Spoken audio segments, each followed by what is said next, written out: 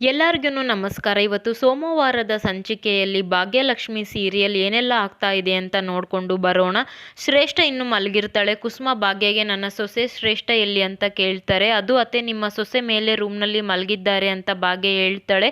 ಏನು ನನ್ನ ಸೊಸೆ ಇನ್ನೂ ಇಷ್ಟೊತ್ತಾದರೂ ಇನ್ನೂ ಮಲಗಿದ್ದಾರಾ? ಅಯ್ಯೋ ದೇವ್ರೆ, ನಾನೇ ಹೋಗಿ ಎದ್ದೇಳಿಸ್ತೀನಿ ಇರು ಅಂತ ಹೇಳಿ ಕುಸುಮ ಹೋಗ್ತಾರೆ. ಅಯ್ಯೋ, ಇನ್ನೂ ನನ್ನ ಸೊಸೆ ಆದವಳು ಮಲ್ಕೊಂಡ್ರೆ ಹೇಗೆ? ಎದ್ದು ಬೆಳಗ್ಗೆ ಬೇಗ ಪಟಪಟ ಅಂತ ಕೆಲಸ ಮಾಡಬೇಕು. ಭಾಗ್ಯ ಹೇಗೆ ಕೆಲಸ ಮಾಡ್ತಾಳೆ ನೋಡು, ತಡಿ ಇವಳಿಗೆ ಮಾಡ್ತೀನಿ ಅಂತ ಶ್ರೇಷ್ಠ ಎದ್ದೇಳು ಅಂತ ಕುಸುಮ ಹೇಳ್ತಾರೆ. ಆಗ ಸ್ವಲ್ಪ ಹೊತ್ತು ಸುಮ್ಮನೆ ಇರಿ ಆಂಟಿ ಅಂತ ಶ್ರೇಷ್ಠ ಹೇಳ್ತಾಳೆ. ಇವಳಿಗೆ ಈಗ ಹೇಳಿದರೆ ಅರ್ಥ ಆಗೋಲ್ಲ ಅನಿಸುತ್ತೆ. ಹೋಗಿ ಬಕೆಟಲ್ಲಿ ನೀರು ತೊಗೊಂಡು ಬಂದು ಶ್ರೇಷ್ಠ ಮೇಲೆ ಹಾಕ್ತಾರೆ. ಆಗ ಗಾಬರಿಯಿಂದ ಆಂಟಿ ಏನು ಮಾಡ್ತಾ ಇದ್ದೀರಾ? ಬೆಳಗ್ಗೆ ಯಾರಾದರೂ ಈ ಥರ ಮಾಡ್ತಾರಾ ಅಂತ ಶ್ರೇಷ್ಠ ಹೇಳಿದಾಗ, ಏನು ಮಾಡ್ತಾರೆ? ಅಲ್ಲ ಸೊಸೆ ಮುದ್ದು, ನೀನು ಈ ಥರ ಮಲ್ಕೊಂಡ್ರೆ ಮನೆ ಕೆಲಸ ಎಲ್ಲ ಯಾರು ಮಾಡ್ತಾರೆ? ನನ್ನ ಸೊಸೆ ಅಂದಮೇಲೆ ಬೆಳಗ್ಗೆ ಬೇಗ ಎದ್ದು ಎಲ್ಲರಿಗೂ ಮುಂಚೆ ತಿಂಡಿ ಕಾಫಿ ರೆಡಿ ಮಾಡಿರಬೇಕು. ನೀನು ನೋಡಿದರೆ ಸೂರ್ಯ ಬಂದರೂ ಕೂಡ ಇನ್ನೂ ಮಲಗಿದ್ದೀಯ. ಬೇಗ ಬೇಗ ಎದ್ದು ರೆಡಿ ಆಗು, ಹೋಗಿ ಸ್ನಾನ ಮಾಡ್ಕೊಂಡು ಬಂದು ಆಮೇಲೆ ಅಡುಗೆ ಮನೆಗೆ ಹೋಗು ಅಂತ ಕುಸುಮ ಹೇಳಿದಾಗ, ಅಯ್ಯೋ ಆಂಟಿ ಒಂದಿನ ಬಿಟ್ಬಿಡಿ ಅಂತ ಶ್ರೇಷ್ಠ ಹೇಳ್ತಾಳೆ. ಅದೆಲ್ಲ ಗೊತ್ತಿಲ್ಲ, ಈ ಕುಸುಮ ಹೇಳಿದಾಗೆ ಕೇಳಬೇಕು. ಸೊಸೆ ಅಂದರೆ ಸುಮ್ಮನೆ ಅಲ್ಲ, ಹೋಗೋಗು ಅಂತ ಕುಸುಮ ಹೇಳಿ ಕಳಿಸ್ತಾಳೆ.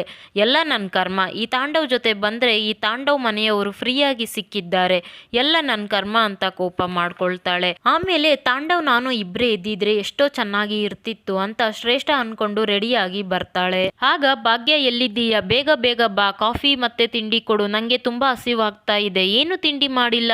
ಯಾಕೇನು ಮಾಡಿಲ್ಲ ಅಂತ ಶ್ರೇಷ್ಠ ಮಾತನಾಡುವಾಗ ಆಗ ಭಾಗ್ಯ ಬರ್ತಾಳೆ.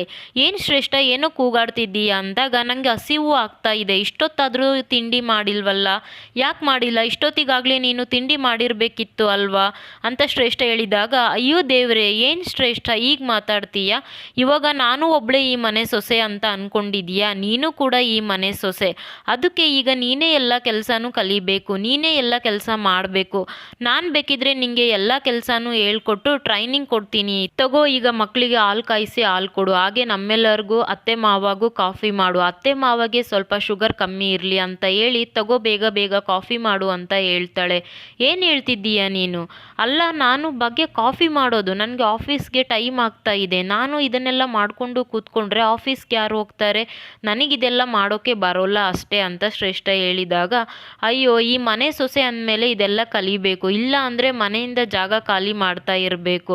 ನೋಡು, ಅಡುಗೆ ಮನೆಯೂ ನಿಂದೆ, ಬಚ್ಚಲು ಮನೆಯೂ ನಿಂದೆ, ಎಲ್ಲಾನು ನೀನೇ ಮಾಡಬೇಕು. ಈ ಅಡುಗೆ ಮನೆಯಲ್ಲಿ ಕೆಲಸ ಮಾಡೋದು ನೀನೇ, ಬಚ್ಚಲು ಮನೆಯಲ್ಲಿ ಬಚ್ಚಲು ತೊಳೆಯೋದು ನೀನೇ, ಎಲ್ಲನೂ ನಿನಗೆ ಬಿಟ್ಕೊಟ್ಬಿಟ್ಟಿದ್ದೀನಿ, ತಗೋ, ಆಲ್ ದ ಬೆಸ್ಟ್ ಶ್ರೇಷ್ಠ ಅಂತ ಭಾಗ್ಯ ಪಾತ್ರೆ ಕೊಟ್ಟು ಹೋಗ್ತಾಳೆ. ಏನು ನಡೀತಾ ಇದೆ ಇಲ್ಲಿ? ನನ್ನ ಜೀವನ ಏನಾಯ್ತು ಅಂತ ಕೋಪ ಮಾಡಿಕೊಂಡು ಇದನ್ನ ಹೇಗೆ ಮಾಡೋದು ಅಂತಲೂ ನನಗೆ ಗೊತ್ತಿಲ್ಲ, ಹೇಗೆ ಮಾಡೋದು ಯಪ್ಪ ಅಂತ ಶ್ರೇಷ್ಠ ಯೋಚನೆ ಮಾಡಿಕೊಂಡು ನಿಂತಿರ್ತಾಳೆ. ನನ್ನ ಸೊಸೆ ಆಗೋದು ಬರೋದು ಅಂದರೆ ಅಷ್ಟು ಸುಲಭ ಅಲ್ಲ, ಭಾಗ್ಯ ಥರ ಎಲ್ಲಾನು ನಿಭಾಯಿಸ್ತೀನಿ ಅಂತ ಅಂದ್ಕೊಂಡಿದ್ದಾಳೆ. ನನ್ನ ಮಗನನ್ನು ಬುಟ್ಟಿಗೆ ಹಾಕ್ಕೊಂಡಷ್ಟು ಸುಲಭ ಅಲ್ಲ ಈ ಕುಸುಮನ ಬುಟ್ಟಿಗೆ ಹಾಕ್ಕೊಳ್ಳೋದು.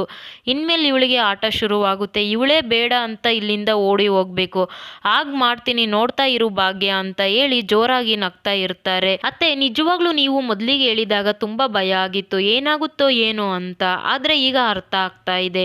ಇವಳಿಗೆ ಒಂದು ಅಡುಗೆನೂ ಕೂಡ ಮಾಡೋಕ್ಕೆ ಬರೋಲ್ಲ, ಒಲೆ ಹಚ್ಚೋಕ್ಕೂ ಬರೋಲ್ಲ, ಇನ್ನು ಇವಳು ಕಾಫಿ ಮಾಡಿ ಕೊಡ್ತಾಳ? ಖಂಡಿತವಾಗಿಯೂ ಇಲ್ಲ.